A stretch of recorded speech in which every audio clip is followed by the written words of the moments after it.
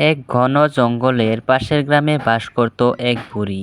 তার কেউ ছিল না, সে একাই থাকত। একদিন বুড়ি গ্রামের রাস্তা দিয়ে হাঁটতে হাঁটতে এক জঙ্গলে পৌঁছে যায়। হঠাৎ জঙ্গলে এসে এক ভয়ঙ্কর আওয়াজ শুনতে পায়।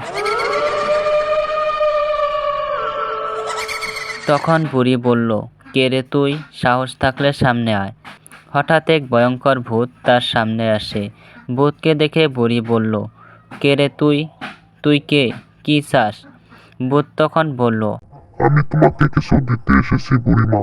ওই গুহার ভিতরে যাও, ওখানে একটি সোনার কলসি আছে। ওটাই তোমার জীবনের জন্য কাজ করবে। অনেক ধন্যবাদ তোমাকে। এই বলে বুড়ি মনের আনন্দে ওখান থেকে বাড়িতে ফিরে আসে এবং সুখে শান্তিতে দিন কাটাতে লাগে। বন্ধুরা, এই কার্টুন ভিডিওটি যদি তোমাদের কাছে ভালো লেগে থাকে তাহলে অবশ্যই ভিডিওতে একটি লাইক করে চ্যানেলটিকে সাবস্ক্রাইব করে দিবে।